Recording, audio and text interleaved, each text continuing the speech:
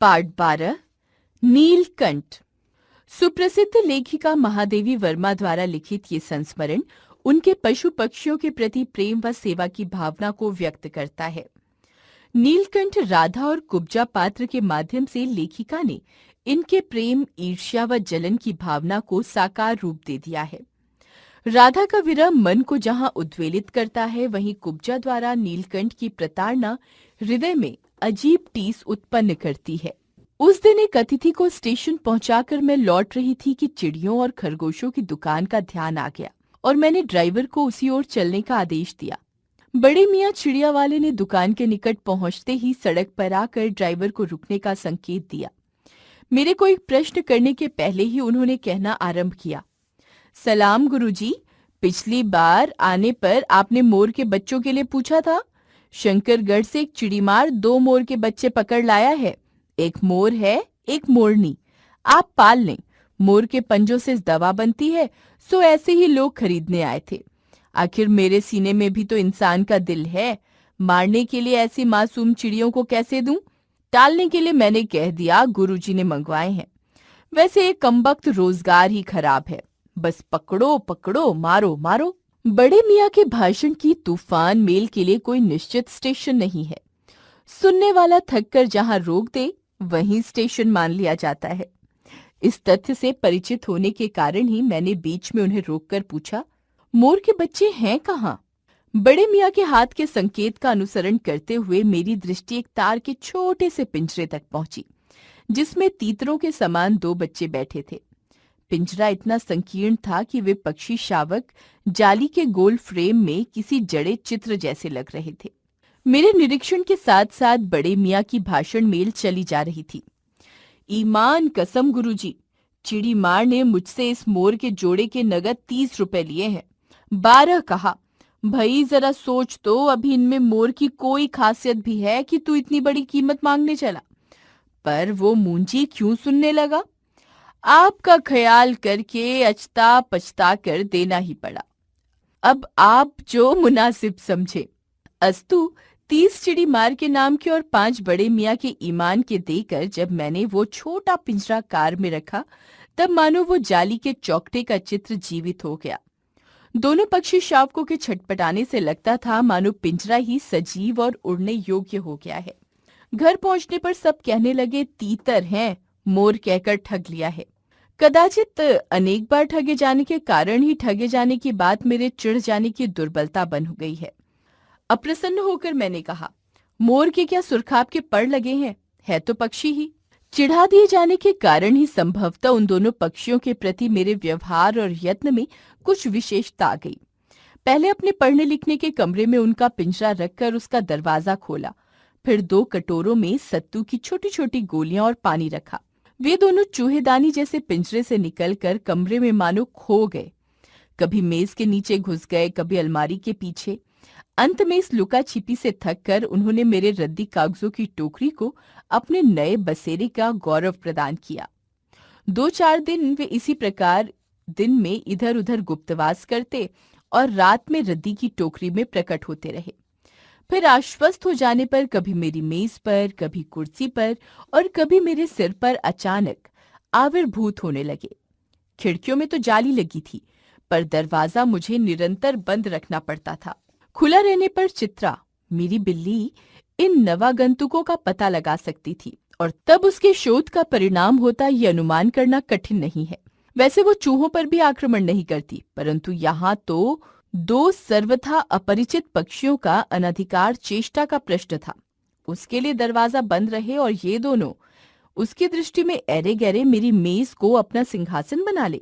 ये स्थिति चित्रा जैसी अभिमानिनी मारजारी के लिए असह्य ही कही जाएगी। जब मेरे कमरे का कायाकल्प चिड़ियाखाने के रूप में होने लगा, तब मैंने बड़ी कठिनाई से दोनों चिड़ियों को पकड़कर जाली के बड़े घर में पहुंचाया, जो मेरे जीव जंतुओं का सामान्य निवास है। दोनों नवागंतुकों ने पहले से रहने वालों में वैसा ही कौतूहल जगाया जैसा नववधु के आगमन पर परिवार में स्वाभाविक है। लक्का कबूतर नाचना छोड़कर दौड़ पड़े और उनके चारों ओर घूम घूम कर गुटर गूं की रागिनी अलापने लगे। बड़े खरगोश सभ्य सभासदों के समान क्रम से बैठकर गंभीर भाव से उनका निरीक्षण करने लगे। ऊन की गेंद जैसे छोटे खरगोश उनके चारों ओर उछल कूद मचाने लगे। तोते मानो भली भांति देखने के लिए एक आंख बंद करके उनका परीक्षण करने लगे। उस दिन मेरे चिड़ियाघर में मानो भूचाल आ गया। धीरे धीरे दोनों मोर के बच्चे बढ़ने लगे। उनका कायाकल्प वैसा ही क्रमशः और रंगमय था जैसा इल्ली से तितली का बनना। मोर के सिर की कलगी और सघन ऊंची तथा चमकीली हो गई। चोंच अधिक बंकीम और पैनी हो गई। गोल आंखों में इंद्रनील की नीलाभ द्युति झलकने लगी। लंबी नील हरित ग्रीवा की हर भंगिमा में धूप छाही तरंगे उठने गिरने लगी। दक्षिण वाम दोनों पंखों में सलेटी और सफेद आलेखन स्पष्ट होने लगे। पूंछ लंबी हुई और उनके पंखों पर चंद्रिकाओं के इंद्रधनुषी रंग उद्दीप्त हो उठे। रंग सहित पैरों को गर्वीली गति ने एक नई गरिमा से रंजित कर दिया। उसका गर्दन ऊंची कर देखना, विशेष भंगिमा के साथ उसे नीची कर दाना चुगना, पानी पीना, टेढ़ी कर शब्द सुनना आदि क्रियाओं में जो सुकुमारता और सौंदर्य था, उसका अनुभव देखकर ही किया जा सकता है। गति का चित्र नहीं आंका जा सकता। मोरनी का विकास मोर के समान चमत्कारिक तो नहीं हुआ, परंतु अपनी लंबी धूप छाही गर्दन, हवा में चंचल कलगी, पंखों की श्याम श्वेत पत्रलेखा, मंथर गति आदि से वो भी मोर की उपयुक्त सहचारिणी होने का प्रमाण देने लगी। नीलाभ ग्रीवा के कारण मोर का नाम रखा गया नीलकंठ और उसकी छाया के समान रहने के कारण मोरनी का नामकरण हुआ राधा।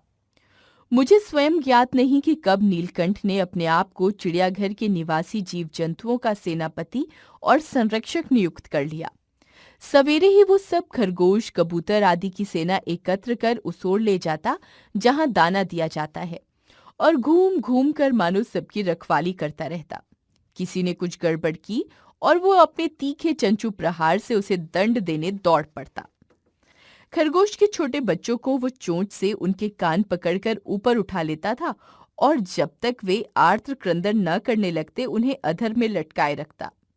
कभी कभी उसकी पैनी चोंच से खरगोश के बच्चों का कर्णवेध संस्कार हो जाता था, पर वे फिर कभी उसे क्रोधित होने का अवसर न देते थे।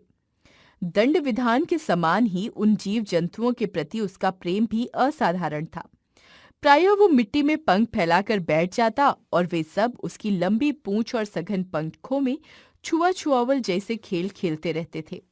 ऐसी ही किसी स्थिति में सांप जाली के भीतर पहुंच गया। सब जीव जंतु भागकर इधर उधर छिप गए। केवल एक शिशु खरगोश सांप की पकड़ में आ गया। निगलने के प्रयास में सांप ने उसका आधा पिछला शरीर तो मुंह में दबा रखा था। शेष आधा जो बाहर था उससे चींची का स्वर भी इतना तीव्र नहीं निकल सकता था कि किसी को स्पष्ट सुनाई दे सके। नीलकंठ दूर ऊपर झूले में सो रहा था। उसी के चौकन्ने कानों ने उस मंद स्वर की व्यथा पहचानी और वह पूंछ पंख समेटकर सर से एक झपट्टे में नीचे आ गया। संभवतः अपनी सहज चेतना से ही उसने समझ लिया होगा कि सांप के फन पर चोंच मारने से खरगोश भी घायल हो सकता है। उसने सांप को फन के पास पंजों से दबाया और फिर चोंच से इतने प्रहार किए कि वो अधमरा हो गया। पकड़ ढीली पड़ते ही खरगोश का बच्चा मुख से निकल तो आया, परंतु निश्चेष्ट सा वहीं पड़ा रहा। राधा ने सहायता देने की आवश्यकता नहीं समझी, परंतु अपनी मंद केका से किसी असामान्य घटना की सूचना सब ओर प्रसारित कर दी। माली पहुंचा, फिर हम सब पहुंचे। नीलकंठ जब सांप के 2 खंड कर चुका तब उस शिशु खरगोश के पास गया और रात भर उसे पंखों के नीचे रखकर उष्णता देता रहा। कार्तिकेय ने अपने युद्ध वाहन के लिए मयूर को क्यों चुना होगा, ये उस पक्षी का रूप और स्वभाव देखकर समझ में आ जाता है। मयूर कलाप्रिय वीर पक्षी है, हिंसक मात्र नहीं। इसी से उसे बाज, चील आदि की श्रेणी में नहीं रखा जा सकता, जिनका जीवन ही क्रूर कर्म है। नीलकंठ में उसकी जातिगत विशेषताएं तो थीं ही, उनका मानवीकरण भी हो गया था। मेघों की सांवली छाया में अपने इंद्रधनुष के गुच्छे जैसे पंखों को मंडलाकार बनाकर जब वो नाचता था, तब उस नृत्य में एक सहजात लय ताल रहता था। आगे पीछे दाहिने बाएं क्रम से घूमकर वह किसी अलक्ष्य सम पर ठहर ठहर जाता था। राधा नीलकंठ के समान नहीं नाच सकती थी, परंतु उसकी गति में भी एक छंद रहता था। वह नृत्य मग्न नीलकंठ की दाहिनी ओर के पंख को छूती हुई बाईं ओर निकल आती थी और बाएं पंख को स्पर्श कर दाहिनी ओर। इस प्रकार उसकी परिक्रमा में भी एक पूरक ताल परिचय मिलता था। नीलकंठ ने कैसे समझ लिया कि उसका नृत्य मुझे बहुत भाता है, यह तो नहीं बताया जा सकता। परंतु अचानक एक दिन वह मेरे जाली घर के पास पहुंचते ही अपने झूले से उतरकर नीचे आ गया और पंखों का सतरंगी मंडलाकार छाता तानकर नृत्य की भंगिमा में खड़ा हो गया। तब से ये नृत्य भंगिमा नित्य का क्रम बन गई। प्रायः मेरे साथ कोई न कोई देशी विदेशी अतिथि भी पहुंच जाता था और नीलकंठ की मुद्रा को अपने प्रति सम्मान पूर्वक समझकर विस्मयाभिभूत हो उठता था। कई विदेशी महिलाओं ने उसे परफेक्ट जेंटलमैन की उपाधि दे डाली। जिस नुकीली पैनी चोंच से वो भयंकर विषधर को खंड खंड कर सकता था, उसी से मेरी हथेली पर रखे हुए भुने चने ऐसी कोमलता से हौले हौले उठाकर खाता था कि हंसी भी आती थी और विस्मय भी होता था। फलों के वृक्षों से अधिक उसे पुष्पित और पल्लवित वृक्ष भाते थे। वसंत में जब आम के वृक्ष सुनहली मंजरियों से लद जाते थे, अशोक नए लाल पल्लवों से ढक जाता था, तब जाली घर में वो इतना अस्थिर हो उठता कि उसे बाहर छोड़ देना पड़ता। नीलकंठ और राधा की सबसे प्रिय ऋतु तो वर्षा ही थी। मेघों के उमड़ आने से पहले ही वे हवा में उसकी सचल आहट पा लेते थे। तब उनकी मंद केका की गूंज अनुगूंज तीव्र से तीव्रतर होती हुई मानो बूंदों के उतरने के लिए सोपान पंक्ति बनने लगती थी। मेघ के गर्जन के ताल पर ही उसके तन में नृत्य का आरंभ होता और फिर मेघ जितना अधिक गरजता, बिजली जितनी अधिक चमकती, बूंदों की रिमझिमाहट जितनी तीव्र होती जाती, नीलकंठ के नृत्य का वेग उतना ही अधिक बढ़ता जाता और उसकी केका का स्वर उतना ही मंद्र से मंद्रतर होता जाता। वर्षा के थम जाने पर वह दाहिने पंजे पर दाहिना पंख और बाएं पे बायां पंख फैलाकर सुखाता। कभी कभी वे दोनों एक दूसरे के पंखों से टपकने वाली बूंदों को चोंच से पी पी कर पंखों का गीलापन दूर करते रहते। इस आनंदोत्सव की रागिनी में बेमेल स्वर कैसे बज उठा, ये भी एक करुण कथा है। एक दिन मुझे किसी कार्य से नखास कोने से निकलना पड़ा और बड़े मियाँ ने पहले के समान कार को रोक लिया। इस पर किसी पिंजरे की ओर नहीं देखूंगी, ये संकल्प करके मैंने बड़े मियाँ की विरल दाढ़ी और सफेद डोरे से कान में बंधी ऐनक को ही अपने ध्यान का केंद्र बनाया। पर बड़े मियाँ के पैरों के पास जो मोरनी पड़ी थी, उसे अनदेखा करना कठिन था। मोरनी राधा के समान ही थी। उसके मूंछ से बंधे दोनों पंजों की उंगलियां टूटकर इस प्रकार एकत्रित हो गई थीं कि वो खड़ी ही नहीं हो सकती थी। बड़े मियाँ की भाषण मेल फिर दौड़ने लगी। देखिए गुरुजी, कमबख्त चिड़ीमार ने बेचारी का क्या हाल किया है। ऐसे कभी चिड़िया पकड़ी जाती है। आप ना आई होती तो मैं उसी के सिर पर इसे पटक देता, पर आपसे भी ये अधमरी मोरनी ले जाने को कैसे कहूं। सारांश ये कि 7 रुपए देकर मैं उसे अगली सीट पर रखवाकर घर ले आई और एक बार फिर मेरे पढ़ने लिखने का कमरा अस्पताल बना। पंजों की मरहम पट्टी और देखभाल करने पर वह महीने भर में अच्छी हो गई। उंगलियां वैसी ही टेढ़ी मेढ़ी रहीं, परंतु वह ठूंठ जैसे पंजों पर डगमगाती हुई चलने लगी। तब उसे जाली घर में पहुंचाया गया और नाम रखा गया कुब्जा। नाम के अनुरूप वह स्वभाव से भी कुब्जा ही प्रमाणित हुई। अब तक नीलकंठ और राधा साथ रहते थे। अब कुब्जा उन्हें साथ देखते ही मारने दौड़ती। चोंच से मार मार कर उसने राधा की कलगी नोच डाली, पंख नोच डाले। कठिनाई ये थी कि नीलकंठ उससे दूर भागता था और वो उसके साथ रहना चाहती थी। न किसी जीव जंतु से उसकी मित्रता थी, न वो किसी को नीलकंठ के समीप आने देना चाहती थी। उसी बीच राधा ने 2 अंडे दिए जिनको वह पंखों में छिपाए बैठी रहती थी। पता चलते ही कुब्जा ने चोंच मार मार कर राधा को ढकेल दिया और फिर अंडे फोड़कर ठूंठ जैसे पैरों से सब ओर छितरा दिए। इस कलह कोलाहल से और उससे भी अधिक राधा की दूरी से बेचारे नीलकंठ की प्रसन्नता का अंत हो गया। कई बार वो जाली के घर से निकल भागा। एक बार कई दिन भूखा प्यासा आम की शाखाओं में छिपा बैठा रहा, जहां से बहुत पुचकार कर मैंने उतारा। एक बार मेरी खिड़की के शेड पर छिपा रहा। मेरे दाना देने जाने पर वो सदा की भांति पंखों को मंडलाकार बनाकर खड़ा हो जाता था, पर उसकी चाल में थकावट और आंखों में एक शून्यता रहती थी। अपनी अनुभवहीनता के कारण ही मैं आशा करती रही कि थोड़े दिन बाद सब में मेल हो जाएगा। अंत में 3-4 मास के उपरांत एक दिन सवेरे जाकर देखा कि नीलकंठ पूंछ पंख फैलाए धरती पर उसी प्रकार बैठा हुआ है जैसे खरगोश के बच्चे को पंखों में छिपाकर बैठता था।